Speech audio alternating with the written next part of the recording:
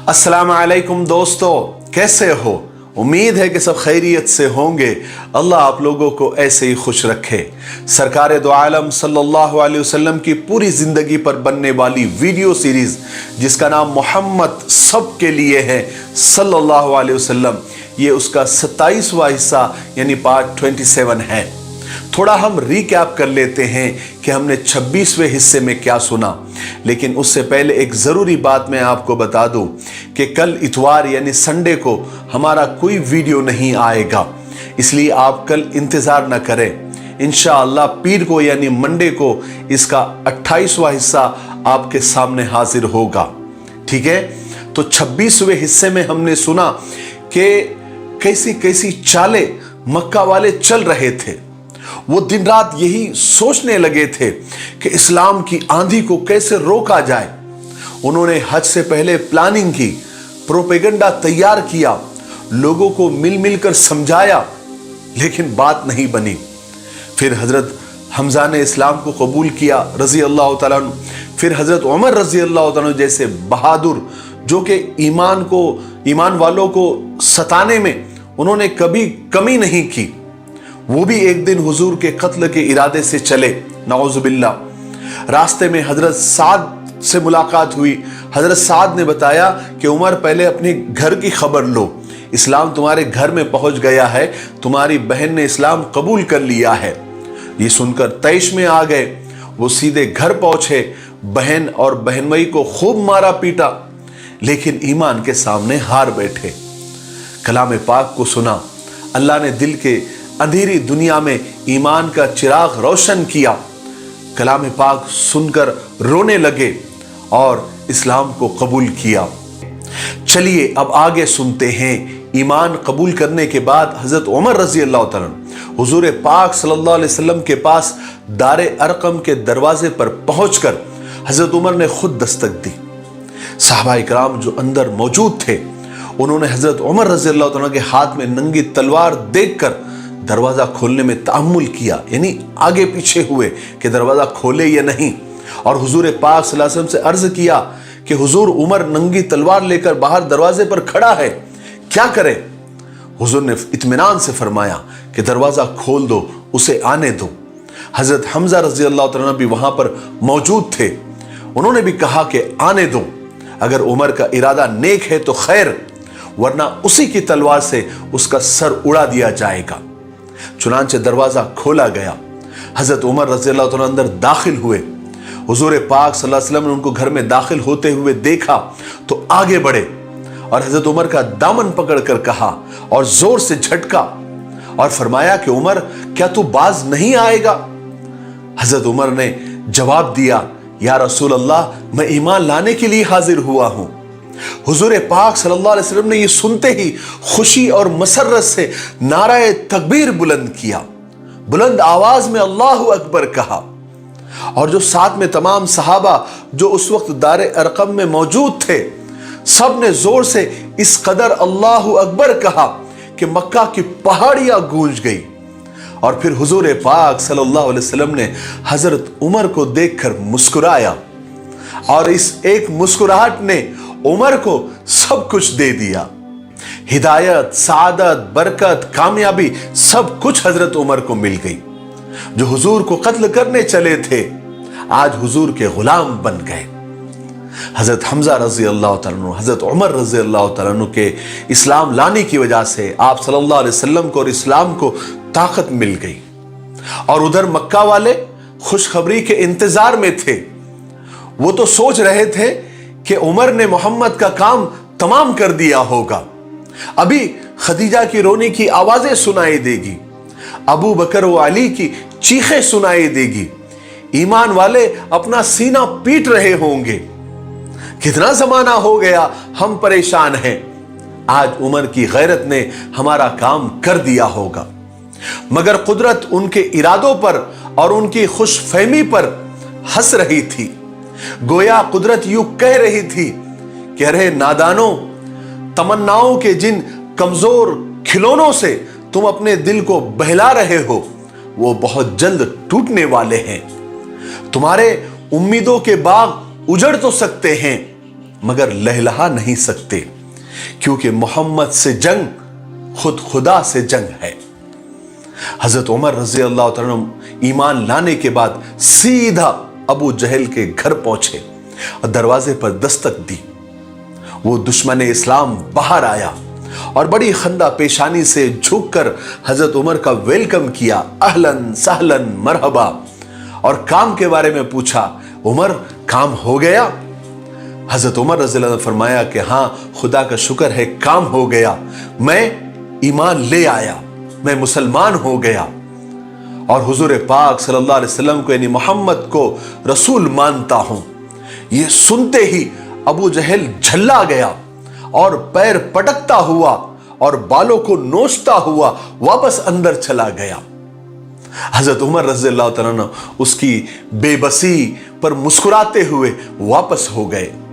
इसके बाद हजरत उमर हुजूर की खिदमत में हाजिर हुए और जाकर अर्ज किया कि हुजूर, अब हमको छुपकर और पोशीदा तौर पर घरों में नमाज पढ़ने की जरूरत नहीं है, बल्कि अभी अलल ऐलान खाने काबा में नमाज पढ़ी जाएगी और कोई भी हमारे रास्ते में आएगा तो उमर उसका मुकाबला करेगा। फिर क्या था, बिला रोक टोक ईमान वाले खाने काबा में नमाज पढ़ने लगे और इस्लाम को फैलाने का काम अब अलल ऐलान, छुप कर नहीं, अलल ऐलान होने लगा। यह नबूवत के 6 साल के आखिरी महीने का वाकया है। उस वक्त हजरत उमर की उम्र यानी एज 33 यानी 33 साल की थी। हजरत उमर रज़ियल्लाहु तआला अन्हु के ईमान लाने के बाद मक्का में ईमान वालों की तादाद 40 हो गई थी और ये तादाद हबशा में जो ईमान वाले थे उस तादाद के अलावा थी। हजरत उमर फारूक रज़ियल्लाहु तआला अन्हु के ईमान लाने से कुरैश को और मक्का वालों को बहुत गहरा सदमा पहुंचा था और उधर ईमान वाले खाने काबा में अलल ऐलान खुलेआम नमाज भी पढ़ने लगे थे और बहुत सारे ईमान वाले हबशा में नजाशी बादशाह की पनाह में आराम से रह रहे थे। उन पर मक्का वालों का कोई जोर भी नहीं चलता था और इधर हजरत हमजा और हजरत उमर की वजह से मक्का में ईमान वालों पर वो बिला डर और खौफ के हाथ भी नहीं डाल सकते थे। इसलिए मक्का वाले अब बहुत ज्यादा परेशान हो गए थे कि आखिर वो करे तो क्या करे। चुनांचे कुरैश ईमान वालों की इस बढ़ती हुई तादाद और उनकी फतेह को हाथ बांधकर नहीं देख रहे थे, बल्कि वो अपनी कोशिशों में लगे हुए थे और तरह तरह की तरकीबें सोचते रहते थे जिससे ईमान वालों की बढ़ती तादाद को रोका जा सके और जो ईमान ला चुके हैं वो किसी तरीके से नबी की पैरवी करना छोड़ दें, क्योंकि सिर्फ 4 हफ्तों में 4 बड़े बड़े धक्के और धचके मक्का वालों को लगे थे। एक हजरत हमजा का इस्लाम लाना, फिर हजरत उमर का इस्लाम लाना, फिर आप सल्लल्लाहु अलैहि वसल्लम का मक्का वालों के सारे ऑफर को ठुकरा देना और फिर बनु हाशिम और बनु अब्दुल मुत्तलिब ने मिलकर हुजूर की हिफाजत की जो कसम खाई थी, ये 4 ऐसे बड़े बड़े धचके थे, ऐसे 4 बड़े बड़े धक्के थे जो मक्का वालों को अभी ताज़ा ताज़ा लगे थे, जिससे वो बेहद परेशान थे। इसी मकसद से वो एक मरतबा फिर जमा हुए, एक बड़ी मीटिंग की और इस मीटिंग में मोहम्मद सल्लल्लाहु अलैहि वसल्लम का, उनके तमाम मददगारों का मुकाबला करने के लिए नई नई स्कीमों पर, नए नए प्लान्स पर गौर खौस किया गया। काफ़ी सोच और विचार के बाद उन सब लोगों ने ये तय किया कि अब मोहम्मद को और उनके साथियों को तकलीफें देकर, कत्ल गारत गिरी कर कर उनको कोई फर्क नहीं पड़ रहा है। अब हम आखिरी बार अबू तालिब के पास जाएंगे और अगर वो अभी भी मोहम्मद को हमारे हवाले नहीं करते तो अब हम मोहम्मद का, उनके तमाम साथियों का, उनके तमाम हिमायतियों का पूरी तरह से मुकम्मल सोशल बायकाट कर देंगे। उनसे मिलने जुलने वालों का और लेन देन करने वालों का भी बायकाट कर दिया जाएगा। ना उन लोगों से कोई सलाम कलाम किया जाएगा, ना उनसे कोई चीज खरीदी जाएगी, ना उनको कोई चीज बेची जाएगी। गर्ज के उनके और हमारे दरमियान किसी किस्म का कोई ताल्लुक नहीं होगा, ना कोई वास्ता होगा, ना कोई मतलब होगा। बिल्कुल उनको हमारे समाज से बिल्कुल अलग थलग कर दिया जाएगा। इस फैसले को और ज्यादा पक्का और मजबूत करने के लिए उन्होंने इन सारी बातों को एक कागज पर, एक सहीफे पर लिख लिया और सबकी उस पर दस्तखत भी ली, यानी सबकी गवाही ली कि हम सब इसकी पूरी पूरी पाबंदी करेंगे। बड़े बड़े सरदारों ने भी इन बातों पर कसम खाई और फिर उस कागज को, उस सहीफे को काबे में ले जाकर टांग दिया ताकि कोई उसमें तरमीम न कर सके, रद्द बदल न कर सके, संशोधन न कर सके और इन फैसलों से कोई फिर न सके। उसके बाद कुरैश की एक जमात बनु अब्दुल मुत्तलिब और अबू तालिब और जितने भी आप सल्लल्लाहु अलैहि वसल्लम के हिमायती थे, जो आपके मददगार थे, जो आपका ताउन करते थे, मुआविन थे, उनके पास गई और उनसे कहा कि देखो, आपके सामने दो रास्ते हैं, दो सूरतें हैं, दो शक्लें हैं, आप उनमें से कोई एक कबूल कर लीजिए। पहली सूरत तो यह है कि आप मोहम्मद को हमारे हवाले कर दीजिए ताकि हम उसको कत्ल कर दें, नाउज़ुबिल्लाह। इस तरह आपको भी आराम हो जाएगा और इसके बदले में हम आपको बहुत सारा तावान देंगे, यानी बहुत सारा रुपया पैसा आपको देंगे। वरना दूसरी सूरत यह है कि अगर आप लोग नहीं माने तो पूरे मक्का वाले आप सब लोगों का बायकाट कर देंगे, कता ताल्लुक कर देंगे। हम आपसे ना कोई बात करेगा, ना आपको कोई सामान बेचेगा, ना आपसे कोई सामान खरीदेगा और इस तरह आप सब लोग भूखे मारे जाएंगे। अब बताओ आपकी क्या राय है?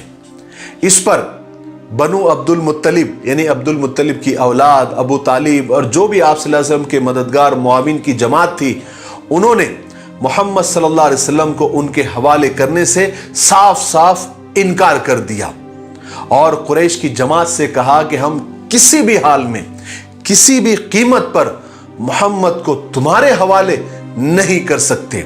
उसके बदले में हम कितनी भी परेशानियां, कितने भी चैलेंजेस कबूल करने के लिए तैयार हैं। फिर मक्का वालों ने कहा कि ठीक है, अगर तुम नहीं मानते फिर तुम्हारे और हमारे दरमियान एक दीवार अब खड़ी हो गई है, अब हम तुम्हारे सबका मुकम्मल बायकाट करते हैं। इस तरह कुरैश ने अब्दुल मुत्तलिब की औलाद का, बनु हाशिम का, आप सल्लल्लाहु अलैहि वसल्लम का और सहाबा का, ईमान वालों का और जो ईमान नहीं लाए थे लेकिन हुजूर के मददगार थे, हुजूर को सपोर्ट करते थे, वो भी उसमें शामिल थे। सिर्फ अबू लहब इस बायकाट से अलग रहा क्योंकि वो शुरू से ही मक्का वालों के साथ था, जो ईमान वालों का मजाक उड़ाने में, उनको गालियां देने में सबसे आगे आगे रहता था। ये पहला आदमी था अबू लहब जिसने सारे लोगों को ईमान वालों के मजाक करने के लिए, दुश्मनी करने के लिए उकसाया था और इसी ने बायकाट की बात भी शुरू की थी। इस तरह बनु हाशिम और ईमान वाले और हुजूर पाक सल्लल्लाहु अलैहि वसल्लम और सहाबा सारे मक्का वालों से कटकर एक घाटी में कैद होकर रह गए जो शैब अबी तालिब के नाम से मशहूर है। मक्का वाले कोई भी इन लोगों से, यानी सहाबा से, हुजूर से और हुजूर की हिमायतियों से कोई मामला नहीं करता था, ना कोई राशन उन तक पहुंचने देता था, ना कोई चीज उनसे खरीदता था, ना उनको कोई चीज बेचता था, सिवाय 4 मोहतरम महीनों के जिनमें अरब हर किस्म की लड़ाई झगड़ा रोक देते थे।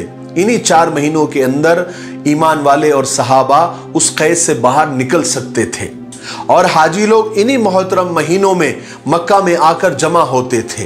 वो मोहतरम 4 महीने कौन से थे? मैंने पहले वीडियो में भी आप लोगों को बताया था। ज़िलक़ादा, ज़िलहज्जा, मुहर्रम और रजब के वो महीने थे। मक्का के करीब ताजिर अपनी दुकान लगाते थे, बाजार लगाते थे।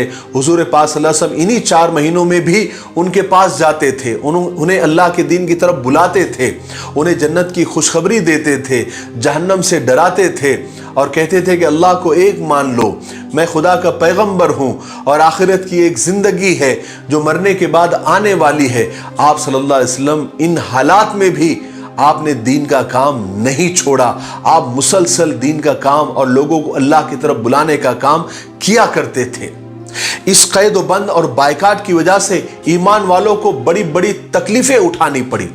जितना गल्ला, जितना राशन वो साथ लेकर गए थे वो जल्दी ही खत्म हो गया।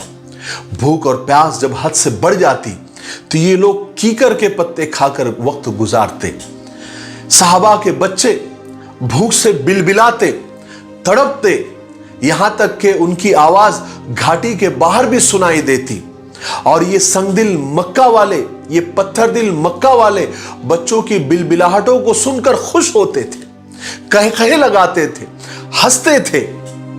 जब भी मक्का में कोई गल्ला या खाने पीने की चीज कोई बेचने आता, कोई ताजिर वो चीजें लेकर आता, तो मक्का वाले लपक कर वो चीजें खरीद लेते ताकि ये गल्ला, ये राशन घाटी तक ना पहुंच सके। मगर सब लोग ऐसे नहीं थे, उनमें भी बहुत सारे रहमदिल लोग भी थे जो इस जुल्म को पसंद नहीं करते थे। वो लोग ऐसे हंसने वालों को बुरा भला कहते थे, उन्हें डराते थे कि तुमने मंसूर बिन इकरमा का हाल अपनी आंखों से नहीं देखा। ये मंसूर बिन इकरमा वो कुरैश का वो आदमी है जिसने ये बायकाट वाला मुआहिदा, ये एग्रीमेंट अपने हाथ से लिखा था। फिर अल्लाह की कुदरत देखिए कि उसका वो हाथ जिससे उसने वो एग्रीमेंट लिखा था, उसे पैरालिसिस का अटैक आया, यानी उसका हाथ शल हो गया और फिर जिंदगी भर अच्छा नहीं हुआ। इस घाटी की कैद में जो ईमान वालों ने मुसीबतें उठाई, उसका अंदाजा आपको इससे हो सकता है कि हुजूर पाक सल्लल्लाहु अलैहि वसल्लम के एक सहाबी हजरत साद बिन अबी वक्कास एक मर्तबा रात के अंधेरे में कहीं जा रहे थे, उनका पैर किसी गीली चीज पर पड़ा। वो इस कदर भूखे थे कि उन्होंने फौरन उसे उठाया और बगैर देखे उसको निगल लिया। हजरत साद बिन अबी वक्कास का ही दूसरा वाकया है कि एक मर्तबा वो रात के वक्त पेशाब के लिए निकले तो रास्ते में ऊंट की खाल का एक सूखा टुकड़ा, यानी चमड़े का एक टुकड़ा उनको मिल गया। उन्होंने जल्दी से उसे धोकर आग पर जलाया, उसको कूट कर उसका आटा, उसका सुफूफ बनाया, फिर पानी के साथ उसको पी लिया। ऐसी कई रातें सहाबा ने गुजारी। बायकाट की मुद्दत बढ़ती चली जा रही थी, लेकिन बनु हाशिम, बनु अब्दुल मुत्तलिब, हुजूर पाक सल्लल्लाहु अलैहि वसल्लम और सहाबा निहायत हिम्मत के साथ इस मुसीबत का मुकाबला करते रहे। उन्होंने इस हालत में भी, इस मुसीबत में भी, इस भूख और प्यास की शदीद हालत में भी आप सल्लल्लाहु अलैहि वसल्लम की तरफ से कोई गफलत नहीं बरती और ना आपको कुरैश के हवाले करने पर वो तैयार हुए।